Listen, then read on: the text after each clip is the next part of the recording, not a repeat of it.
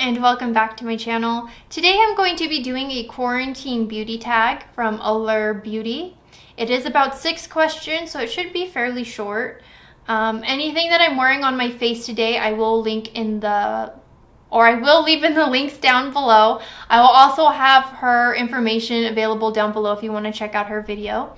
And if you want to see how I did this look, it is from my trying new products video, which should have come out before this video, so that should be available. I'll leave it in the cards up above. But let's go ahead and get into the first question. What 3 products do you use least now compared to pre-quarantine? So pre-quarantine, I was mostly working my 40-hour hotel job. So I would say medium coverage foundation and liquid eyeliner and contour, I would say. I was using more of a medium coverage foundation because I wanted to be like, you know, that girl, if you will. And I don't know, I guess I just felt not confident in my natural skin and thought that if I wore a medium coverage foundation that like my skin would look more doll-like, when I have good skin. I don't need to cover it, really.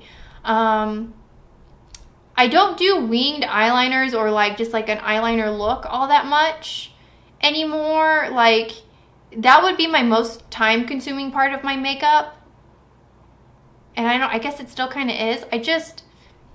I'm just not drawn to doing the eyeliner. I mean, sometimes, but not all the time. Like that was like, I was doing that every day. Didn't matter if I was going to work or not. Like that, the eyeliner had to be on or else I wasn't me. And I guess contour, because if I was wearing the medium coverage foundation, I still wanted to bring life to my face and really sharpen my angles to really give, you know, that like I'm an anime girl effect. And I just don't really do that anymore, really. Question number 2, what 3 products do you use the most now compared to pre-quarantine? So I definitely use skin tints more. I still love tinted moisturizers, but skin tints are like, all my foundations can leave my collection really, and I can just live with skin tints. Skin tints are different from tinted moisturizers because a tinted moisturizer moisturizes your face and just has a little bit of tint. A skin tint is the lightest form of foundation, so it's still going to give you better coverage than a tinted moisturizer. But it's really light and you don't really notice it on your face, and what it's going to do is just give you a wash of color. So if you got a little bit of redness or like a little bit uneven, it's just going to really like flatten your base and make it nice. And my little secret for skin tints, and say I have like a spot, because I'll usually break out around here, or like I have a breakout right here, or a little guy right here right now on my nose. What I would have done was just go in with like a little bit of cream concealer and just tapped it there, and then just did my skin tint on top. So I have more coverage where I need it, but not over my entire face. So I said skin tint. Eyeshadows. My eyeshadow game is just maybe not like this, but like in comparison to what I was doing with eyeshadows, I'm really proud of myself. Like today's look, I am so stoked off of this. I didn't even practice this before camera. I just did it. And it's just like, wow, you know, like not everybody's going to be good at something the first time, but if you really practice, the work shows off. And then the third item that I've been using more of, I've been dabbling more in cream products. I've always just had like my one NARS bronzer for forever, and then I got the Tower 28 bronzer. I've always loved a cream blush. That's always kind of been like my favorite form of blush, because I like how it makes my cheeks like luscious. Can I say that word? Luscious cheeks? Is that weird? But I don't know, I've just been playing more with cream products, really. Like I'm not so much, I thought I was just always like a powder person, because I thought, you know, like that would just work best with my skin, but like I'm liking the cream products right now. Question 4, what beauty related thing has quarantine made you appreciate most? My skin and my makeup abilities. I don't need to wear makeup to go to like Target or grocery shopping, or what else was I doing when things were open, because I was working at a very big amusement park. If I went to the amusement park, I didn't need to be dolled up, really, per se. Or, yeah, like, I didn't need to. But I would. Because I thought that if I was done up and dolled up, that people would, like, take me a little bit more seriously and be like, oh, she's not the one to mess with. Like, you know, like, just like that hot girl mentality. But check it out. I have hot girl mentality with just like my naked face. Like, I don't care.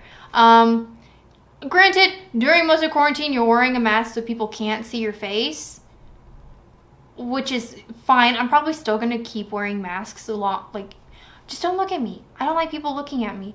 But I didn't like wearing the masks to feel more comfortable in hiding my face. Like, I don't have an ugly face. I don't. Not that you were going to leave me comments otherwise. But sometimes I would feel insecure about my skin, because I sometimes just get little guys here and there because I have acne prone skin. So if I'm like not staying up on like washing my face, or like, stress is the real one for me. I get little guys on my face, but like I don't care anymore, really. Like, my face just is my face, and I really enjoy it. And I love that now that when I do my makeup, it's for me. Like, it's really for me. It's not for people to perceive me. It's just for me to be myself. So instead of doing like my eye looks and whatever to like, so people would take me seriously, I just do my eye looks because like I just want to look like an anime princess that day, or I just want to have like a fairy aesthetic, or like however the hell I do my face. I think that's it. I think I just appreciate my skin more and where my strengths as a makeup user has come from, or like evolved to, and doing it every day just because. Question number 5. What channels have you been binge watching during quarantine? I have 3 of them. My first one is going to be Angelica, or Angie. She is the cutest little Swedish woman in the entire world. And like in a weird way, she reminds me of my mom.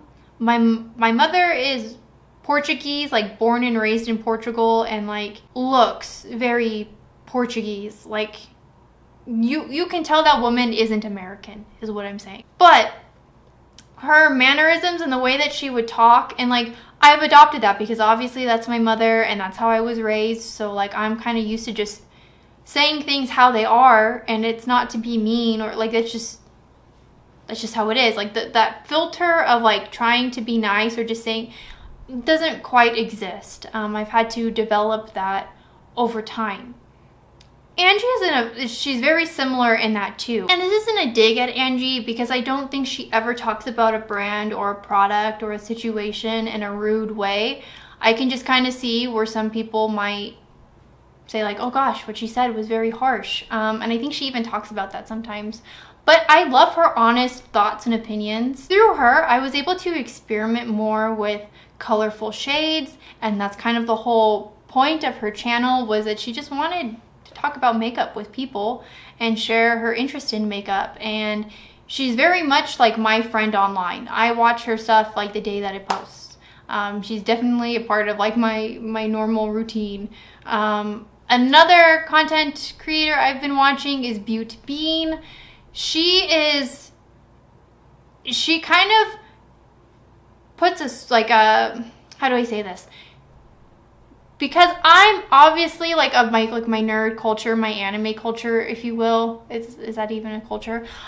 She's very similar in that. I don't think she's like watching anime and like the capacity that I do, because she just seems like an overall like nerd person, because like she really likes her Disney content. She likes Pennywise from It, like that's like her go-to guy, and just like a bunch of different things. She has a whole like Mario sleeve.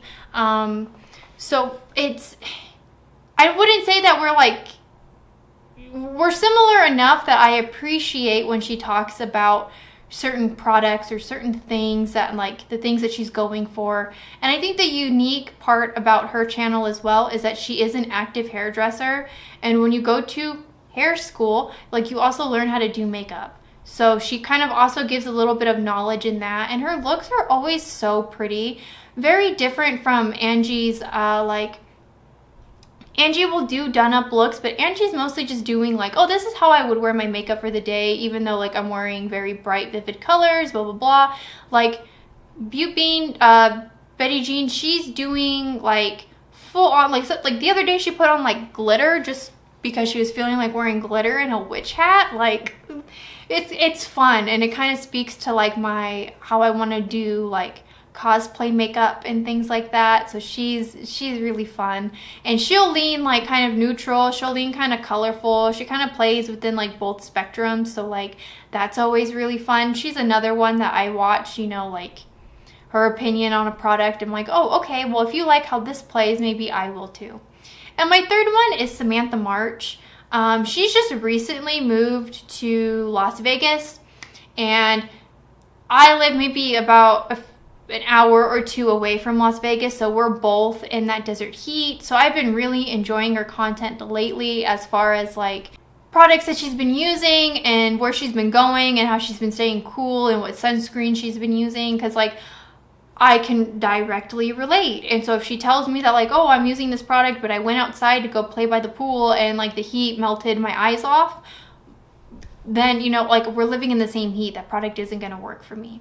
She's also of a similar skin tone to me. Betty Jean is a bit lighter, but me and Angie are like, we're twins, we're skin twins, if you will. And I think Angie and Samantha both said that they have similar skin tones. I think Samantha leans more warm, but I mean, we use similar products. I'm kind of more yellow like Angie, but that's neither here nor there. So when I first started getting into beauty content, she was one of the first people that I was watching when it came to complexion products, because she was my match. So if she said something matched her, I would kind of lean on that when buying products, because I still struggle with a shade match. I'm a little bit better, but I still struggle with skin matching. I'll have all their links also down below. Everybody that I talk about, anything that I talk about, links down below. Last question, number 6. Is there anything about your beauty routine that changed because of quarantine that you think will stay permanently changed even after quarantine ends? I've really been enjoying the lighter makeup and playing with eyeshadows, so I think that's just what's gonna stick for me. It didn't take me too long to do my eyeshadow look today. It took me all of like 11 minutes, and like that might seem like a long time for some people, but like it would really take me 11 minutes to just put a color in my corner and blend it out. So my skills in eyeshadow are evolving, and I've really been enjoying doing looks with my eyeshadow, so I think that's gonna stay. My lighter coverage is definitely gonna stay. I've really been loving my skin, and I really like, and I don't care that I have like the little guys that I'll get on my face from time to time. Like, it doesn't upset me as much as it used to. Having the skin confidence is like something that I really, really want to keep through beyond the pandemic, because like I said, I've really enjoyed it, and I will catch myself in the mirror and I'll be like, dang, like your skin looks so good today. I'll beat myself up on like how my body looks sometimes, or like how like my hair looks crazy, or my eyebrows are in a crisis still 100 years later, but like my skin, no one can touch it. I can't even touch it. So I think I'm gonna keep that going for me. But that's it for this tagged video. She did say that, you know, if you wanted to add another question, go ahead and do so.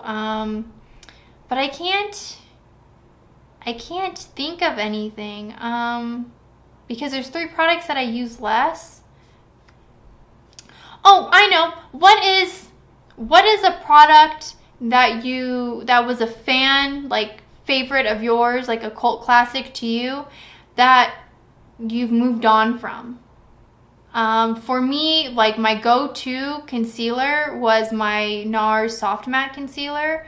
I love that concealer so much, and I'm like, nothing can take it off of its throne.